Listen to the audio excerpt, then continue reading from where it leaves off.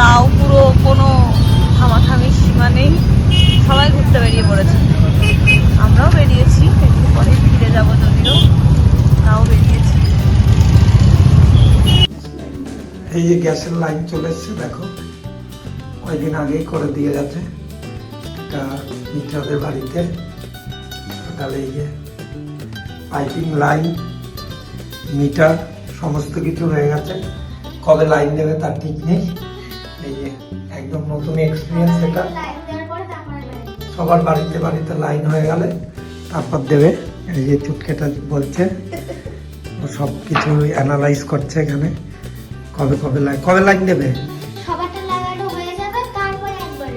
দেখো তাহলে আমার ছোট বউ জানে সব, ঠিক আছে।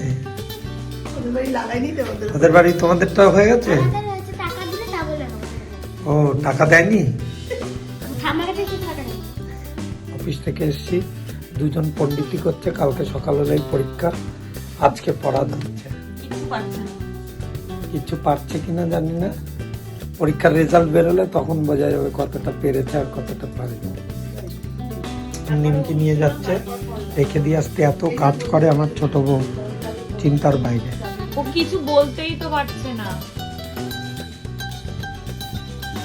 এক কথা পড়া দিয়েছে, কালকে পরীক্ষা, আজকে অ্যানালাইজ হচ্ছে কবে এক পাতা দিয়েছে, কবে দু পাতা দিয়েছে। এই যে এইচএস এর ক্যান্ডিডেট, দেখুন তার পরিস্থিতি। চললাম অফিসের দিকে, কাকু যাচ্ছে নিজের কাজে। দুদিন মিসিং ছিল। কয়দিন মিসিং ছিল?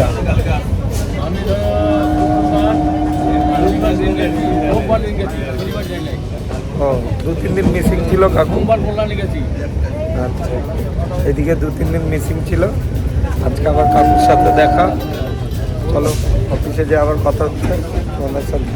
এসছি কৃষ্ণনগর, এই যে ব্রিজ দিয়ে ওপারে যাচ্ছি, হাজারদুয়ারি ঢুকবে।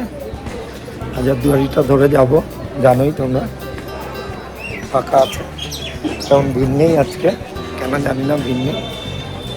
ট্রেন ঢুকে গেছে, যাচ্ছি আমরা, ট্রেনটা ঢুকছে না, ট্রেন ঢুকে গেছে। হ্যালো গাইজ, চলে এসছি অফিসে। এই অফিসের এখনো শাটার বন্ধ, নিচে দাঁড়িয়ে আছি। অনেক আগেই পৌঁছে গেছি, ট্রেনটা আজকে অনেক আগে ঢুকিয়ে দিয়েছে, কারণ প্রত্যেকদিন ট্রেনটা অনেক লেট করে আসে। আজকে তাড়াতাড়ি চলে এসছে ট্রেনটা, তাই আমিও পৌঁছে গেছি। আগে দাঁড়িয়ে আছি এখন 27 বাজে 9টা। চলো কাজে ঢুকে আবার তোমাদের সাথে পরে কথা হচ্ছে। ওকে, টাটা। এই ভাইয়ের দোকানে এসেছিলাম, একটা আধার কার্ড বের করতে অফিসের ফাঁকে। খেতে যাবো এখন, ভাই আধা ঘন্টা পরে বলছে দেবে না, আধার কার্ড বের করার দরকার ছিল। এই যে ভাইয়ের দোকানে এসেছিলাম, চলো খেতে যাই। আজকে একটু তাড়াতাড়ি হয়ে গেছে বেরোনো, কাকিমার দোকানে যাওয়া, দেখি চলে যাই।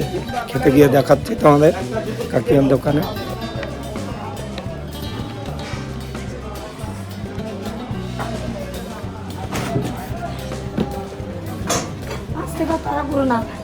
ওরা মাথা খারাপ করবে, ওরা করবে, হ্যাঁ ওরা করবে। পাশের একটা মন্দির সাজানো ছিল, এই যে কি নাম দাদা মন্দিরটা, ভুলে গেছি, আদি কালী মন্দির। এই যে মন্দিরটা দেখো, খুব সুন্দর দেখতে, আগেও দেখেছিলাম। এই যে এখানে গণেশজি বসে আছে, দেখো, এই খুব সুন্দর দেখতে মন্দিরটা। শিবরাত্রিতে খুব সুন্দর সাজানো হয়েছিল মন্দিরটা। এখানে বজরংবলী রয়েছে, এই আর এখানে সমস্ত দেবতাদের প্রতিচ্ছবি রয়েছে। অনেক দিনের পুরনো মন্দির এটা। পুজোর সমস্ত লাইট টাইট সব খোলা হয়ে গেছে। কালকেও দেখেছিলাম, ভেবেছিলাম তোমাদের দেখাবো, কিন্তু সময় হয়ে ওঠেনি কালকে। এই যে এখানের মূর্তিটাও তোমাদের দেখায়, এত সুন্দর করে করা আছে। দেখো, গেটটা বন্ধ বলে খুলে দেখাতে পারলাম না। এই যে মন্দিরের অ্যাম্বিয়েন্সটা এরকম টাইপের, অনেকটা বড় জায়গা নিয়ে এই যে মন্দির চত্বরটা। এখানে বিভিন্ন অনুষ্ঠানগুলো হয়। আর এটা আমাদের ব্রাঞ্চ থেকে পরের গলিটাতেই রয়েছে, এই কাকুদের বাড়ির এখানে। এই যে মেন মন্দির এখন বন্ধ আছে আপাতত। এখানে ভোলেনাথের একটা মূর্তি রয়েছে। এই যে এটা ভোলেনাথের মূর্তি ছিল, শিবরাত্রিতে সাজানো সুন্দর করে। এখানেও সমস্ত ঠাকুর দেবতারই মূর্তি রয়েছে এখানে মন্দিরটায়। এখানে মা মনসা আর আরেকটা মূর্তি রয়েছে। এখানেও ভোলেনাথের মূর্তি রয়েছে। এই মন্দিরটা খুব সুন্দর সাজানো, ব্যাপকভাবে সাজানো ছিল মন্দিরটা শিবরাত্রির সময়।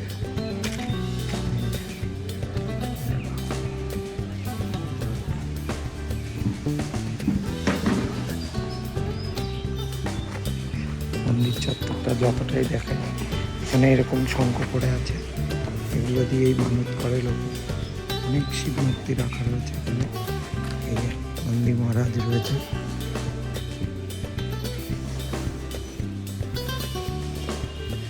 দেখো এই গাছের নিচে সমস্ত মূর্তি রাখা রয়েছে, শিবলিঙ্গগুলো রাখা সব এর নিচে শঙ্খ দিয়ে সাজানো।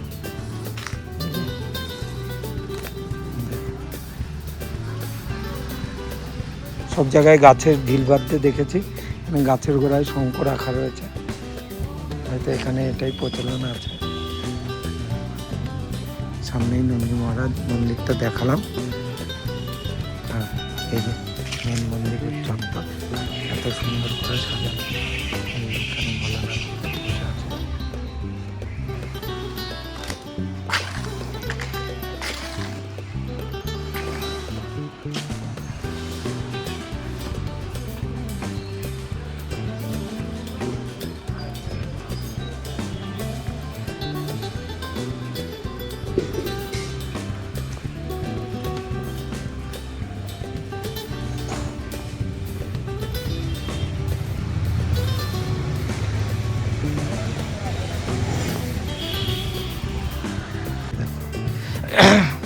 একদম দুয়ারে একটা হাঁড়ি কাঠ লাগানো আছে।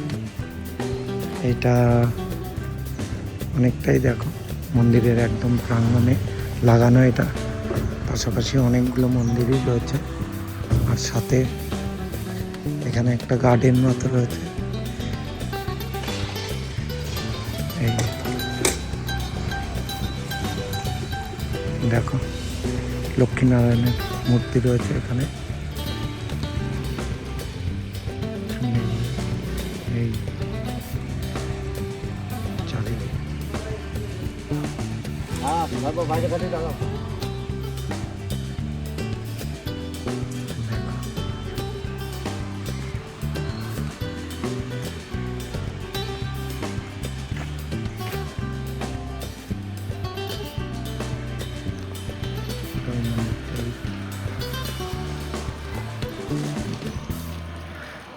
এই মন্দিরটা এখনো কালার টালার হয়নি। দেখো উপরেও মূর্তি রয়েছে। এই